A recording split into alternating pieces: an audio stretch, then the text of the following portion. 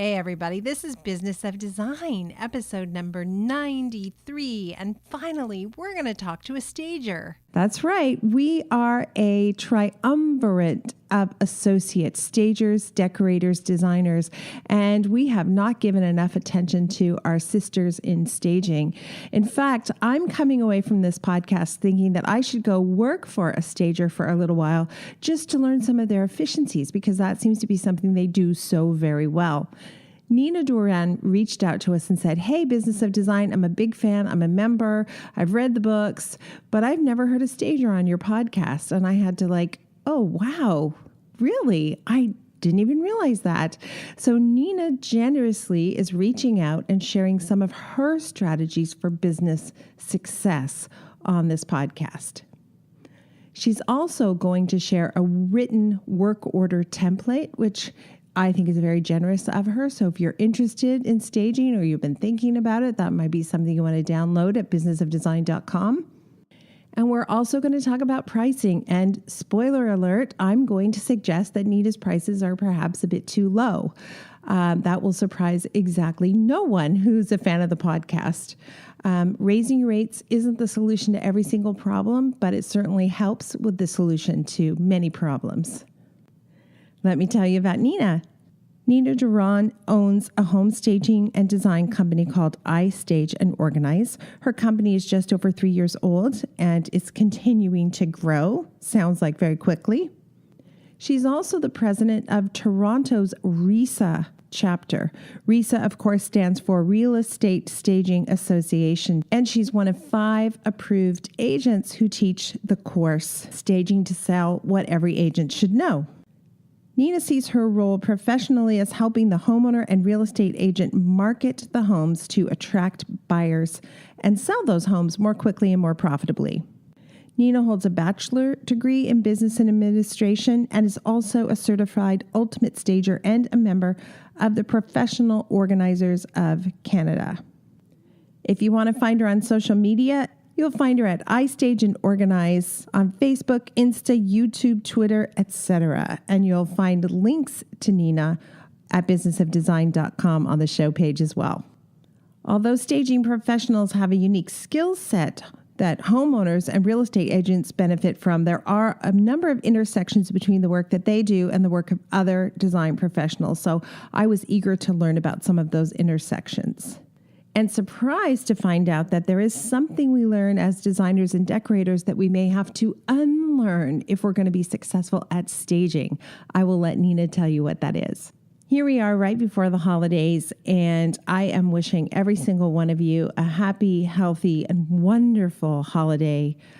I typically have an opportunity to use this time of year to push forward some of my goals and initiatives for the next year, to focus on building some of the systems I know I'm missing in my core business, and to do some quiet reflection.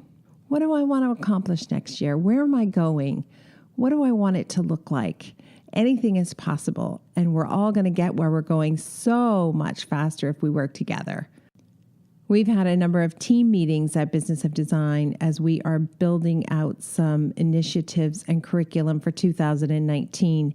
And I'm very excited about some of the learning that is coming, including how to hire, how to build a budget. We get that question a lot. How do I get a budget out of a client? Specifically, how do you build a budget? That's coming. Back-end organization is coming.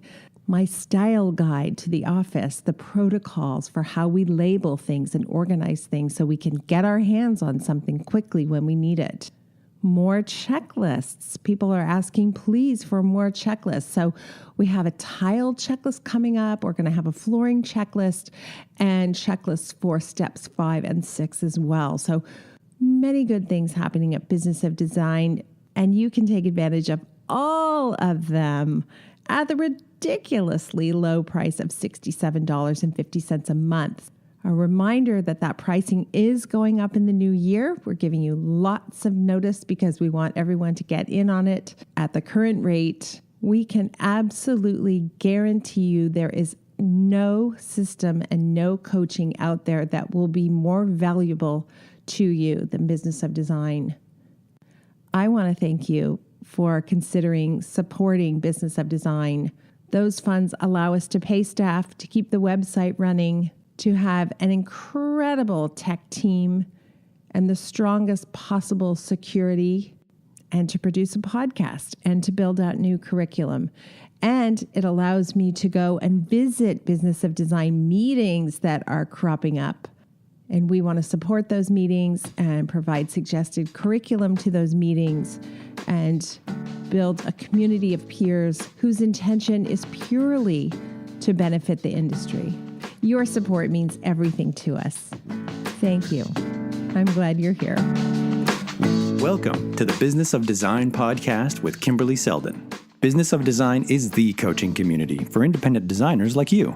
We know it takes more than hard work and talent to successfully run a professional design firm. There are proven business strategies that can solve your immediate business challenges and transform your life. Don't try to do this alone. Join today and you'll have access to more than 100 video courses plus Kimberley Seldon as your mentor and guide. Unlike traditional coaching, which can take years to produce tangible results, BOD is a fast track to immediate results for independent interior designers, decorators, architects, stagers, and landscapers just like you. Monthly membership is only $67.50. Annual members save 2 months and have access to Kimberley's contracts. What are you waiting for? We all know design matters. At Business of Design, we think designers matter too. Nina, thank you so much for taking time to do this today. I appreciate it. Oh, thank you. Thank you for having me on the show. I'm really excited about it. Well, you created a compelling argument for having you on the show when you reached out to us. First of all, it's embarrassing to say this, but we haven't had a stager on the show yet, which is crazy because it's such a vital part of the industry. It's like it's one arm of the triangle that is interior design, decorating, and staging. I think we all work together so well. So thank you for pointing that out. And then secondarily, I thought you had some really good actionable advice for people who are in the staging industry. So why don't we start here? How is staging different in your mind to someone who decorates or does interior design?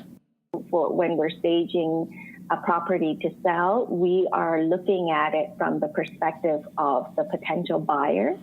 So it's never about taking into consideration what the homeowner's preferences are and likes and dislikes, but we still get a lot of that. We still get a lot of homeowners who will say, well, I want to be part of the selection. I want to see your design. I want to see what you're going to bring into my house.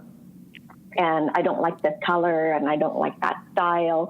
I don't like it too contemporary. I don't like it too gray, things like that.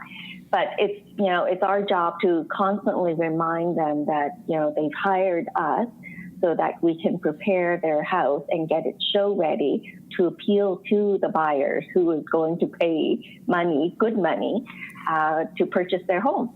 So that's an overwhelming difference to start with, because when you're doing interior design and decorating, you're asking the homeowner, how do you want to live in the house? What should it feel like to make you happy? Where with staging, it's not about the homeowner, it's about the potential buyer. And therefore, there's a certain level of neutral that has to happen so it appeals to the widest market possible. Absolutely. As I've done many times before, I think, man, wouldn't it be great? It almost sounds like you don't really have to deal with a client, which is a horrible thing to say because I actually love my clients today. However, there is a fantasy life that happens from time to time when something goes wrong where you think, man, if I wish I could just make all the decisions on my own and never have to consult with my client. Is it that easy? Is it as easy as it sounds to be a stager? I'm going to think no. I guess no. No, because to be a stager, it's hard because you're trying to. We're often the middleman. Like we are in between the homeowner and the real estate agent, and we're trying to appease both parties and we remain neutral. And funny enough, even some real estate agents will bring in their own style and preferences and say, I don't like this either, I don't like this. And they come from a position of saying that, they've represented enough homes that they know, but that is not always obviously the case. Certain, there are some real estate agents who come with an interior design background, so they come with a sort of preset idea of what the home should look like. So we're dealing with multiple parties at the same time as well, similar to when you're doing the decorating and design. Okay, so there's no shortcut to any of it. There's a very different skill set, it sounds like. Yes. And there's a lot of, for me, some of my clients have told me that what I do too are like therapy sessions, because we go in there and we give them a lot of advice on what they need to do with their stuff. And it's always about their stuff. And they take it very, very personal. And so we have to make sure that we handle that situation very delicately. One, not to offend them so that they'll then take action. And two, not to offend them so much that they would then be mad at the real estate agent, who is our partner, right? So We're trying to make sure that we're handling that relationship very delicately. Okay, so that we definitely share in common. Give me, if you can, 5 or 6 things that you must do if you're considering staging, because I know from time to time I meet an exhausted interior designer or decorator, and they say, I'm going to get my certification for staging. This is just too hard. So I'm wondering if you can run through, before you make the leap, let's hear from Nina. What are those 5 or 6 things you need to do in order to become a professional stager? Well, having a design background is very important, because then you need to have that eye for the space. However, you do need to, I have seen some colleagues who have come from the interior design background and changing or switching to staging. However, they do again have to think about it, not from the client, the homeowner's perspective, but really put themselves in the shoes of the buyer, because that is what they are hired to do, to help position this house and each of the space in the house to appeal to the buyer, not to the homeowner. And because if you are you've come from the design or the decorating background, you tend to try to appeal and appease the homeowner. And so I would say that is one of the biggest mindset shifts when you are moving over to staging. And with staging, it's more about less is more. And I always tell my homeowner clients this, that it's not so much about showcasing the stuff that's in the house. It's about how to position the furniture and the accessory so that it highlights the space in the house. So less about the stuff, more about the house. Does that make sense? That totally makes sense, for sure. And if you are thinking of doing this, you should definitely get certified, right? I mean, there's a number of ways to get certified, but it's more than just a written test. It's fairly complex what you're going to learn. So what is the certification process like? Well, there are a number of different certifications that are available. I do recommend that whoever's interested in it go onto RESA, which is the Real Estate Staging Association. They have a number of approved, certified training programs that they can consider for U.S. and Canada. Some of the programs you can learn online, some are in class. It teaches you about the process, pricing, which is such a key thing within our industry, to price yourself right so that you can make money and become profitable long term. The process, like the system, so that you are efficient when you are packing, you're planning packing, and then moving towards the staging day. And then the business itself, about how to align yourself and partner with real estate agents who are really sort of your go-to partner in getting you into the homes of these homeowners to do that initial consultation, which can lead to the staging itself. Okay, and RESA is an organization that I'm familiar with, and we'll make sure to include the links in the show notes as well. You mentioned pricing your services so you can make a living. This is a completely uneducated observation, but when I talk to a lot of stagers, I just don't understand how they make a living doing what they do. And the work is physically demanding and emotionally demanding. And I wonder what your thoughts are on that. Is it like interior design where so many professionals aren't really recognizing or realizing the money they should be realizing? Yes. And, there's a lot of, on Facebook, there's a lot of different staging groups. RESA has one, obviously, and we share a lot of information through those groups about pricing. What I've discovered last year was a crazy year with the real estate market. Prices were just soaring. It was crazy. And so what that brought about was a lot of new real estate agents because they thought, great time to make a quick buck because the market was so hot. At the same time, it brought forth a lot of new stagers. And so with a lot more new stagers in the market, it was more competitive. And so new stagers, without really having the experience and the understanding, were pricing their services really, really low. Like some of them, it boggled my mind how low it was. And some of those new stagers knew that they were not making money, but they're doing it to build up their portfolio, which I think it's wrong. From my point of view, it's very difficult to increase your price when you've already set that bar so low. Well, okay, so that seems like a problem that's always going to be ongoing. There's always going to be someone who will do the job cheaper than you. There always will be. Yes. There's always going to be somebody who will do it for free because they're living with a partner or spouse who can afford to pay the bills, and so they're going to view this as sweat equity. So let's put those people aside because the reality is once they do it a few times, they usually realize it's not a very interesting hobby. You probably have more fun playing tennis and it wouldn't be as expensive, right? So put those people aside. When you're actually pricing in a market that's hot, and a lot of markets are hot right now around the world because the economy is booming in most places. It won't last forever, but it's booming right now. So you are having to price your services knowing that's a hot market. And I know there's two different categories. There's a vacant staging category where no one's living in the home, and then there's an occupied staging category. So that's right. How do you begin the prices for vacant versus occupied? Where do they start?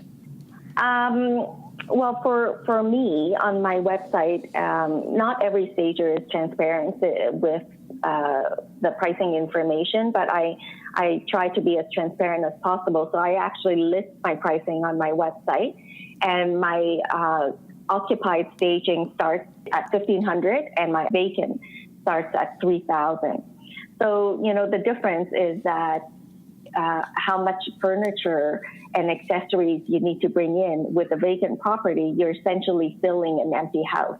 So you have to bring in all the furniture. With an occupied property, there could be a mix. For the most part, we try to use as much of the homeowners furnishing as much as possible, where able, where applicable. If it doesn't work, we have it removed and we bring in new furniture and some of it. So it's really a mix, but that's why I say it starts at $15 for occupied and $3,000 for vacant. Okay, so right away I'm surprised because I would think occupied is more trouble. They have more junk. You have to do more clearing. You have to do more editing. You have to remove things. You have to put things in storage. You have to deal with the homeowner. Where I would think a vacant is a blank slate. That's pretty easy. I'm going to fill it with the furniture items I know have been successful in the past. So I'm surprised at that you're not giving yourself a little bit of a cushion there, having to deal with all those other factors. Have you ever wondered if they should be equal, or is it just how it's done? You know what, you brought up a very good point. I haven't thought of it from that perspective, but I do build for my business. I build in those times. So if I do have to help the homeowner declutter and put things in storage or help them sell things, I charge them separately for that. So, when I build out my quote, all of those things are I guess, separated or identified. I'm involved with the whole transaction as much as they'd like me to be involved. In many cases, what they do is they get friends and family together to declutter and put things in storage. But through the consultation, I tell them what they can keep in the house and what should be removed from the house and what I will be bringing in to complement what they already have. Okay. But sometimes sometimes none of the stuff that they have in the house works. So I ask them to remove pretty much all of it, and then it becomes a vacant. But you know what? A vacant is so, like you said, so much easier to work with. It's a blank slate and it's a blank canvas, and you can pretty much do wonderful things with it. And my before-after photos for a vacant versus an occupied property is significantly different. Oh, yeah, I was wondering, do people end up with photographs from occupied staging, or do you just never photograph that one and go straight to the vacant, which you have control over? So sometimes you do. Oh, no, I do. I have before and after for every one of my projects. And the vacant, it's amazing when you think that you have to use the homeowner's existing furnishing, that it won't look as good. But just by the sheer, effort in decluttering and rearranging of the furniture and just adding some of our own accessories, it makes a huge difference. Mm-hmm. Which is why you so often hear people say, I should have staged 5 years before I moved, because I would have really enjoyed it. In fact, it's so funny. When we get a call from somebody who thinks our pricing is too high, we will often suggest that they phone a stager who will come in for what I think is a minimum dollar amount and make the place look so much better, like just so much better. Okay, so I want to go back to this pricing idea. So $3,000 minimum if it is vacant and a $1,500 minimum if it is occupied. What does that sum represent? Does that represent your fee, or does that represent part of your fee plus some materials and goods? That's right. It represents my fee and some accessories. It includes destaging. So once the house sells, we have to go back in and remove all of those items. So it includes all of that. It includes, if we have to bring in furniture and accessories, includes the rental of those items and the moving costs of those items. So $3,000 is everything? As a minimum. Okay, how many people end up spending the minimum? Tell me the answer is nobody. Nobody ever spends the minimum. Well, the minimum really, because it's a starting point. So for $3,000, it's typically like a one-bedroom condo, a one-bedroom vacant condo. So that's the furniture for a vacant condo and my fees and the rental of the furniture and accessories. And that would be for a single month, right? The rental for a single month? For 1 month, yes. Okay. For 1 month. Does your fee increase with each renewal or no? No. So the rental, the renewal rental is slightly discounted, because for the second month we discounted typically about 20% for the items that are in the house. So for my fee, my labor fee and assistant labor fee is really for the staging day, because we are installing on that day, and the de-staging. So that's when I'm in the house. The rest of the time I've installed, it stays in the house until it sells. And if there are renewals for the rental thereafter, they're just renewals of the rental. And that's how we also make money on the furniture and accessories that we invest in. Okay, so you're making money on your labor fee, but you're also making money on the furniture and accessories that you're placing in the home. Yes. Do you know what you make on a typical project? What money goes into your pocket just on labor? let's use the example of the 1-bedroom condo, the minimum client, and you've got a $3,000 fee. What part of that fee would represent money that's going toward Nina's vacation fund? Labor. Right. The labor? What's the number of the labor? Yeah.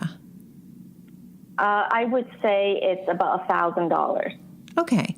So that $1,000 is going to pay you and an assistant to That's right. select everything, place everything, keep track of everything, and then get rid of everything. That's right. And it's competitively, it's low because of the competition and because that's where the whole industry started, right? So if the whole industry got together and said, we can't live on this amount of money, and you did something illegal and you price fixed, that number could go up. But it really is an industry issue. Yes, because there's no real standardization for pricing right now. In as much as I think that the industry wants it to get there, but there isn't that. Like it's not like real estate agents, right? You know, even that is not standardized. But they have you know, some agents have a 1%, some work with a 5 or 6%, right? But they have a range. And I guess for us in the staging industry, there is a range too, but it's pretty wide. Like we recently did Lisa recently did pricing studies. Here's the one that I'm really it boggles my mind. For occupied staging, so they have it's investment ranging, staging fee only with no additional accessory or furniture.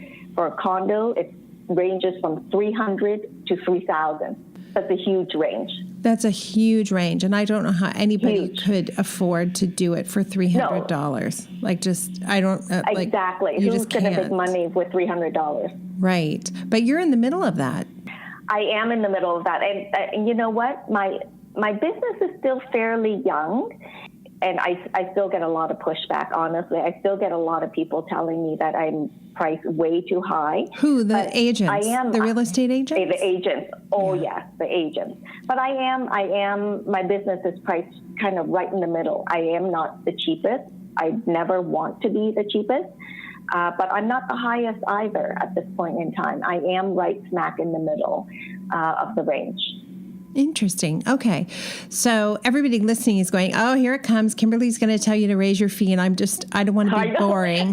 I don't want to be boring, but you know what I'm thinking. Oh, I do. And I listen to your podcast all the time, and I get it. I would just inch it up, just inch it up a little bit. Like, I don't know. But what to me is the unusual factor here is the real estate agents. You have agents who are, I think, in some ways holding those fees down.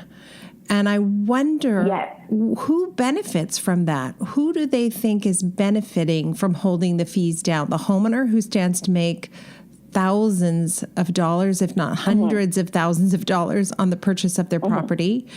I mean, if you can't afford to pay someone at that point, when there's that huge real estate gain happening, I mean, most people sell and there's a gain.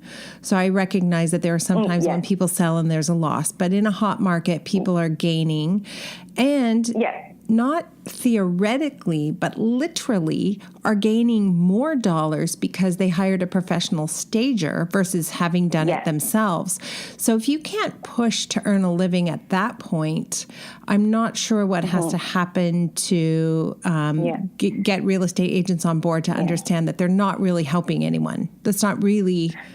There's no benefit here. There's no benefit except for keeping your fellow human beings from making a living wage. But the other thing I want to point out is what's really also very different about staging versus interior design or decorating is the volume that you can do. You can handle multiple staging events simultaneously, and the turnover is very quickly. So in a way, it's that, Walmart model of business, right? You do volume inexpensively, but volume, and you're going to be able to make money. But if you don't have the volume, you're not making money. That's right. The volume really is the key, because some people are doing, 3-4 a day. during the peak seasons. And so that really helps. And, for us, the real estate agent always sort of jab at us a little bit and make fun of us a little bit about this, because they don't get paid until the house closes, right? Or the deal closes. For us, for the most part anyway, we get paid up front. Yeah. Whether the house sells or not, we're paid. Now, not every stager is like that, mind you. Every stager is convinced by the real estate agent to get paid upon closing. But I don't do that. I'm paid before I even go in to do the install. Okay. So that's why the volume is important, and it's key to us making money. And of course, the renewal, making money on our inventory investment is also key. The idea is that whatever we purchase as part of our inventory, it needs to make money within 3 rentals. Right. And then I end up coaching a lot of interior design professionals who start out as stagers but want to transition into some decorating because they do a great job staging the house. They meet the homeowner and they say, wow, this place has never looked better. We're moving to a new place up the road. Could you help us? And then they really don't know how to charge, and they don't know how to start. So that's something to consider if you are in that market and you've got the volume and you already got the insurance and you're familiar with the liability and the risks. That is something worth considering, and I think then you can really watch your bank account go in a positive direction. Yes, that is very true. Okay, I know you're a believer in systems, and I know you're a big fan of Business of Design. So I want to put you on the spot and ask about some of the systems you use for staging. What are some of the parts of the staging process that have a system? Well, the planning and the planning and the packing for install and the destaging, all of those are very, very key. If you don't plan correctly, then on install day, you're missing items. And when you're missing items, A, you run out, you buy more. B, you have to go back to your warehouse and to get more. And so all of that adds time, adds transportation costs that you didn't charge for or take into account. So all of those things are very, very key. And then packing adds to the multiple trips if you don't know how to pack properly, and it causes breakage if you don't know how to pack properly as well. So having, those types of systems in place can help you to become really efficient at what you do.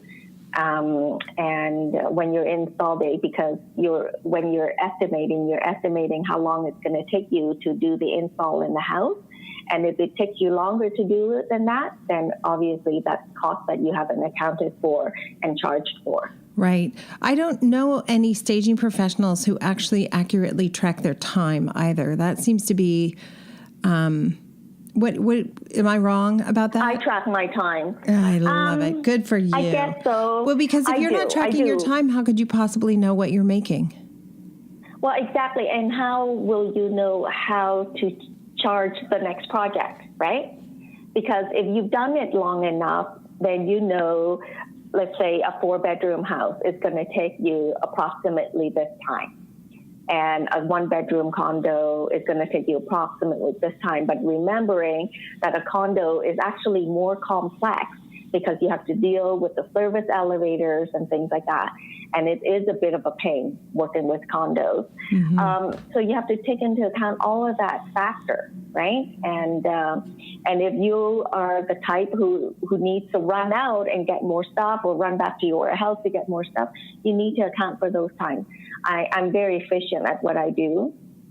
I don't ever have to go back to my warehouse to get more inventory. I plan accordingly, and to do that, I do have a template.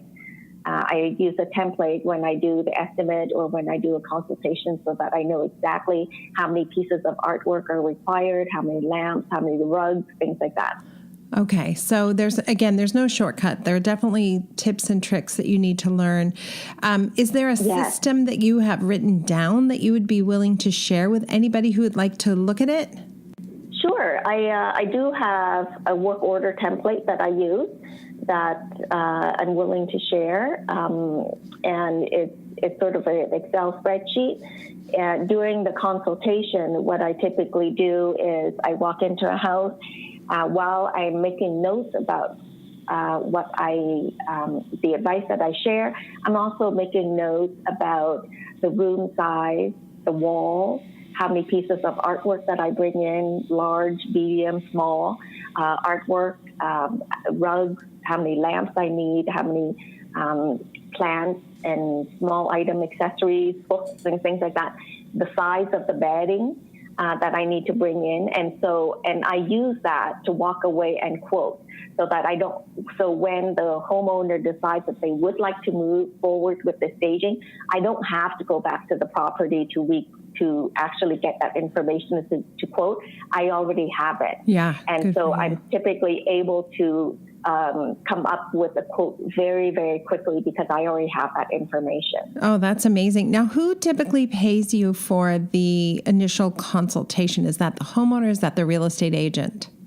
About 90% of the time, the real estate agent pays for the consultation.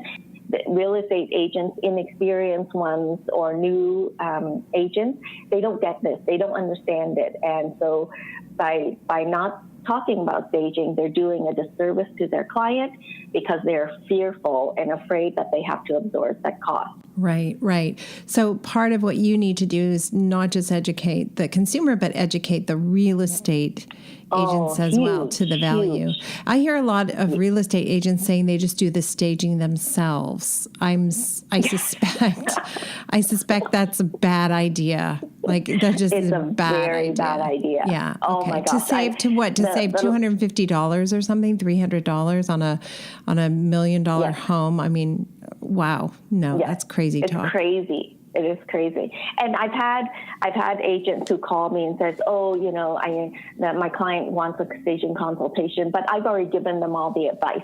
So, there's not a lot that you have to do. But yet I go in there and I come out and I give them a 23-page report and they are blown away. They're like, their minds are blown. They're like, oh, I didn't look at all of those little details. I did not see that at all. Mm-hmm. Because they go in with a cursory look, right? And they move this couch, get this, paint that, clean that, but they don't look at all the, from top to bottom. No, for sure. I actually hired a staging professional when we moved from our very big house to a condo. Oh, wow. First of all, I thought it would just be fun. I thought, I'm just curious, how this would go. And I was shocked, actually, at some of the things I was asked to do because I thought my house looked pretty great.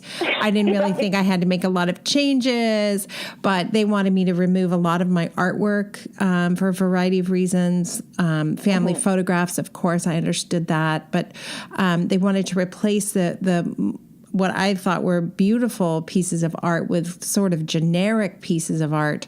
But you know what? I made the decision before I hired them, and it was very affordable, that I was going to do what they said. Otherwise, what's the point of hiring them? And at the end of the day, I really think we did very well. In part because we listened to that advice and just emptied closets. We just had closets that were half full and drawers that were half full. And it forced us to do some intensive editing, which I didn't want to do, but having done it was so grateful. And it just, oh my gosh. And now I love getting rid of stuff. Like it's my favorite thing to do. Like just everything must go. So even if you're an interior design professional, it's not a bad idea to hire a stager before you sell your home. I think there's a ton that you can learn. And it really made me appreciate the industry and come away with a newfound respect for everything you guys do. So I hope that, in the triangular sisterhood of interior designer, decorator, and stager, we can all work together in a more intertwined fashion and bring the value of our industry up together. Because I don't see any competition here. I just see three very hardworking professionals who could benefit from the love and support of the other professionals in the triangle. That's wonderful. That's really nice. Well, you're so sweet for sharing your work order system too. I imagine people listening who are thinking about it or are already stagers are saying, wow, I would just be so curious to see that. So, pay it forward, everybody. If you have a great system that you think Nina would benefit from or any of the other stagers in the community, we would love to provide access to those things for Business of Design members for sure. So please, by all means, send us any systems that you have written down. And Nina, we end every show with design intervention. When you go into staging, we've talked about system, we've talked about pricing. Those are very key. And having listened to so many of your shows and reading your book, pricing it right so that you can earn money at the end of the day and be part of a network that elevates the industry and not bring it down and make the rest of us become a discount solution is key. But one of the things that I'd like to also share with stagers is that our business is hard. It's physical. It's very physical. We're doing things all on our own. We're carrying accessories in. We're carrying large artwork in. We're hanging large pieces of artwork. And so it's very physical. So don't try to do it yourself, is my advice. Make sure that you have an assistant with you, and make sure you price yourself so that you can afford an assistant. I've met other stagers who try to do it themselves because, one, they don't want to price in an assistant because they can't afford it, or they don't want to increase their price. But it's really physical work, and this is not a job that you're going to be able to do physically on your own long, because it will cause bodily damage. Right. Can I ask you a crazy question? Why would you not hire movers to move everything in rather than having the exhausted design professional carrying things? One thing I know is if you're not a professional mover and you break something, your insurance won't cover it. So why would you not hire a mover and then charge that back to the customer as an expense? We do. So we do have movers who will move in furniture, large pieces of items. But for the accessories, we pack them in bins, and then the artwork, right? So those things we are able to move typically on our own without the movers' help. I would be figuring out how to get the movers to move the accessories and the artwork. To move everything. Oh, yeah. It's crazy not to. It's just crazy not to. And that is eating into your profitability as well. I would say, of course, you're going to pack them and get them ready. But when the movers come, they're picking up a sofa, 3 chairs, 2 coffee tables, lamps, and 7 boxes that include artwork. For stagers who carry their own furniture, I think that's what they do. The movers will move everything. For my business, my model is that I don't actually carry furniture. I rent furniture. And so the movers move the furniture, and the rest of the accessories are mine in my warehouse that I pack and move. So all that means is the mover has to make 2 stops instead of 1. Yes. Yeah. All right. Nina, I think this is it. I think this is a moment for you. I think you're gonna have to get the movers to pick that stuff up. And then I would say to the customer, which is true, we're not legally insured to move things. We're not. We're actually not. So anyway, something to think about. There's always something to think about at the end of these conversations. Always. And thank you so much for reaching out and poking us to include staging in the conversation. And I wish you continued success. And please feel free to let me know when you raise your rate and when you get movers to pick up all that stuff. I will. Thank you so much for having me on the show. This was a lot of fun. And if there are other stagers listening, hopefully they've learned something as well. I'm sure, Nina. Enjoy the rest of the week. You as well. Thank you. Thank you for being part of the Business of Design community. If you love what we do, please show your support by subscribing to the podcast and rating our efforts. Remember, you can be a part of the podcast by sharing your comments, ideas, and questions via the BOD hotline at 416-780-9187, extension 107, or by sending an MP3 file to info@businessofdesign.com. And when you're ready to transform your business and your life, sign up for a monthly or annual membership. Together, we will achieve extraordinary results. Start today.